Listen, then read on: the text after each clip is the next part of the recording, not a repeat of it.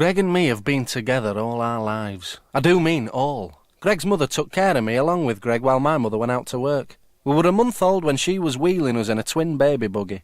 People took us for twins. We looked alike, bald as coots, pudgy, but we didn't look alike for long.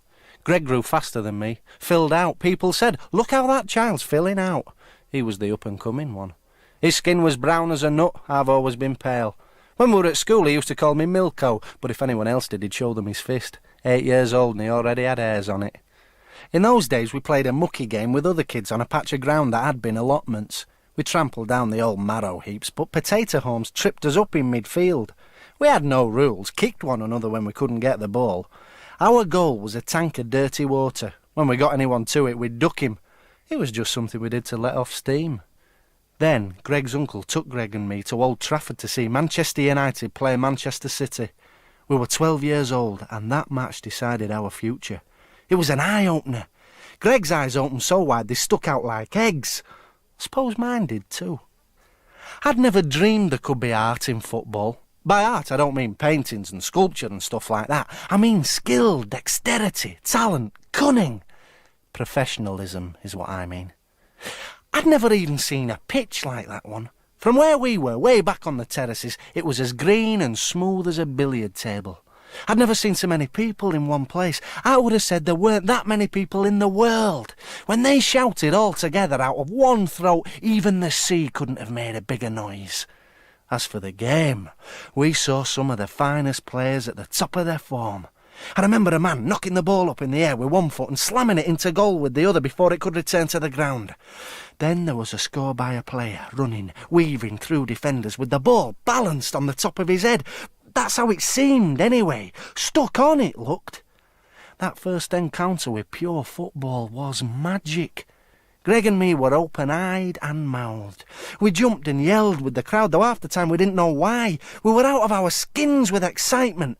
When I think about that game, I can only describe it as a series of lightning chess moves. We didn't know anything about chess either, but we began to see that played properly, ideally, football was an exacting science. "Did you enjoy it?" Greg's uncle said as we left the ground. "Yeah," said Greg. He wouldn't say any more. When we were alone and I was rabbiting on about how marvellous it been, he sang, "Yeah, yeah," and ran round and round me, weaving. We knew what we were going to do. We were going to play football. We joined the school team, trained willingly, fiercely you could say. We put in many more hours than the half-hearted school regime demanded. We were sprinting, running long distance, doing PT, jogging and juggling the ball every 3 minutes we could get. Like me, Greg had been fascinated by that player who ran with the ball on his head. He was determined to do the same. He never doubted that he'd be a great striker. Me? I was going to be the greatest all-rounder, the midfield marvel.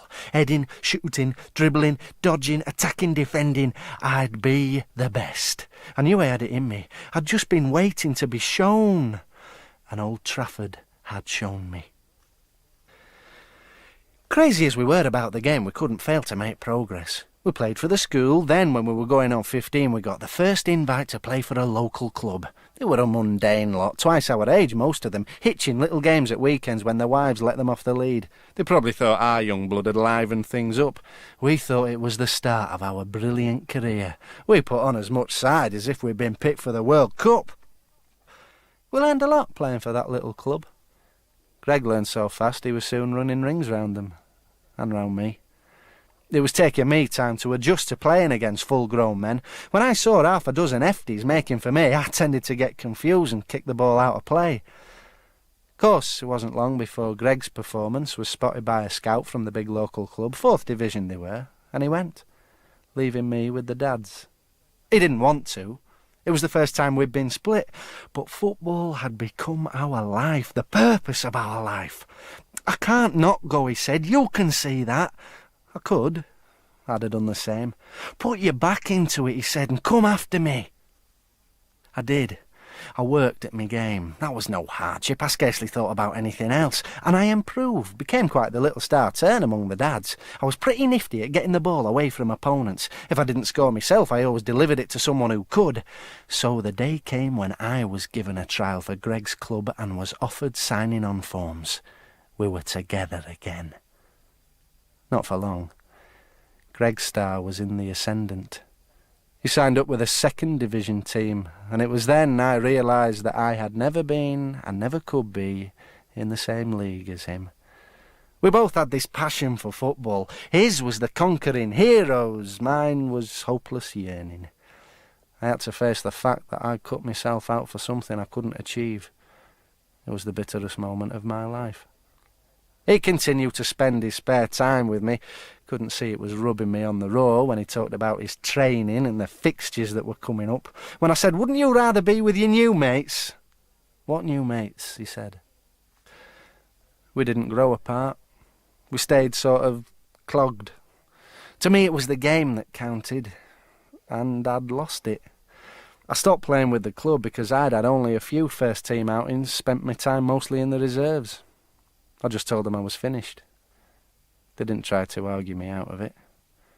It's cruel when you say you're through and no one denies it. "Get yourself together, you can come back," was all Greg said, cheerfully. I couldn't keep away from his matches. I had the dubious pleasure of watching him run round an immaculate pitch, taking the cheers and whistles, embracing his teammates when he scored, fist in the air or putting his thumbs up to his exultant fans. He didn't know what it did to me. Once only I saw him fluff a shot, a flagrantly easy one, right at the end of a game. It was all that was required to get the points for his team. He hesitated, swayed, and lost the ball to his marker. The opposition got it away. "I saw you miss that chance," I said to him afterwards. "What happened?" "Nothing," he said. "What came over you?" He grimaced. "Nothing came over me." When his team was down to play a big away match against a first division team and would be staying overnight, he asked me to go with him. "You can put up at the same hotel. My shout," he said. "We'll get away for the evening." "Won't you be expected to spend it with the team?" He grinned. "They won't miss me. They'll be out on the town. It's a temperance hotel." I said I didn't want to go. He put his hand on my shoulder. "Don't let me down, Milko." It was surprising coming from him. Surprised, I agreed to go. The town was grey stone and Sainsbury modern. The hotel looked ecclesiastic, stained glass in the windows and an arched oak door. I arrived in the early evening. Greg had gone ahead with his team. I went up to the room he'd booked for me. There were pictures on the wall, one of the guardsman who dropped it, nice touch of humour, and a big, serious technicolor of Adam and Eve being turfed out of Eden. That was all I had time to see before Greg came. "Let's get out of here," he said. He seemed strung up, irritable. I asked, was he worried about the next day's game? "What else?" he said, glaring. He has a short fuse, so I left it there. While we were having a meal and a couple of pints at a Burney, he told me he was being hunted by Manchester United. It was a twist of the knife. I said, "What have you got to worry about, for God's sake? I'd give my soul to be in your shoes." "You would?" "You know I would," I said bitterly. There was nothing much doing in the town except for a disco which we weren't in the mood for. We could hear a fair going on somewhere, the hurdy-gurdy of the roundabouts and cracks from the rifle range.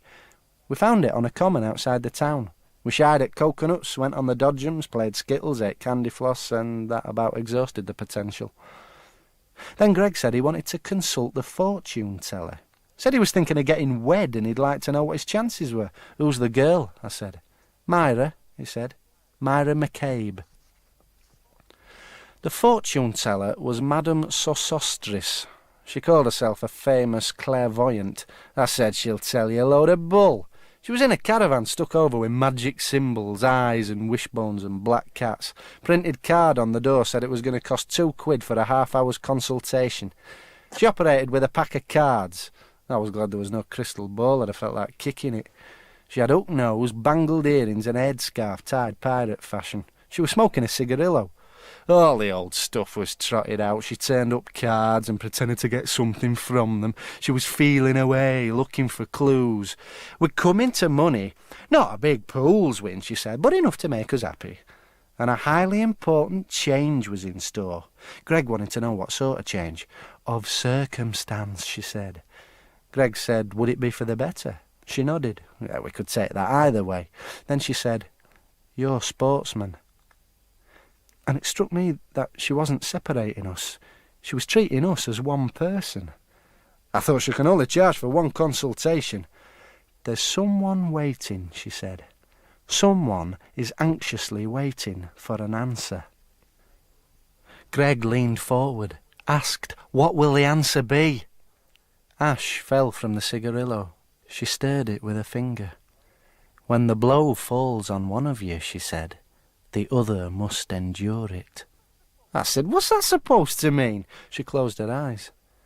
"You're examples of a split personality, born apart of different mothers. You belong together in one body, one soul." When she opened her eyes, we were caught like rabbits in a stare.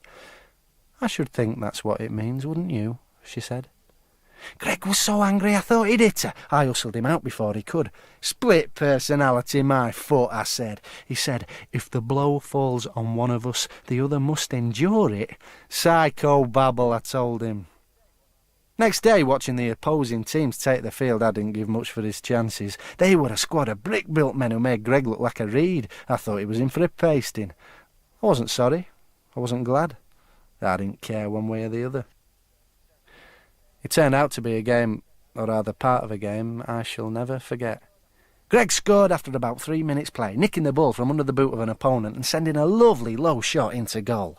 The others got an equaliser almost at once. Then there was a spell of mobbing and milling in midfield, attackers and defenders playing pat ball and no one getting control. The crowd started a slow clap. One of the opposing midfielders broke through and delivered the ball perfectly to their striker. The striker aimed an almighty kick which sent the ball over the bar. From the goal kick, Greg rode across, caught the ball on his instep, shifted it onto his toe, ran forward and from 35 yards put it straight into their goal. He started his victory run to embrace his teammates when he dropped like a stone. He lay on the grass, arms and legs wide, as if he'd been staked out. We waited for him to get up. He didn't. I watched them carry him off. By the time I got to the changing room, they were working on him, trying to bring him round. It was no use. They said he must have been dead when he hit the ground. It was his heart which had let him down. I found out that he'd known it was dodgy, had been warned not to play anymore, but his heart was in football. If he couldn't play, he didn't want to live. He'd gone to the fortune teller to ask about his chance of life, not marriage. I went back to work afterwards. Trained all day and every day, except for the day I took off to marry Myra. She spent the honeymoon timing my sprints. "Hold the watch still, baby," I said. "Don't wave it about." "Greg used to call me baby," she said. "I wish you wouldn't." It was a marvel, people said, the way my game improved. I moved back up from amateur stuff into the Football League. I'm in a First Division team now. 25 out of their 40 goals last season were mine. I'm the star striker. I've mastered all Greg's tactics. Manchester United are said to be after me, and I'm considering the move. People say, "You must miss Greg, you were always so close." It's not like that. I've got myself together, like he said, and he's there with me when I score. We do the victory hug together. My teammates tell each other, "Watch out, if you're the first to be grabbed, he'll crack your ribs." I've got a strong heart, a heart for the game. I'll be playing forever. There's every chance of me getting into the World Cup team next year. Me and Greg. Stephen Tompkinson was reading The Game by A.L. Barker. The producer was Enid Williams.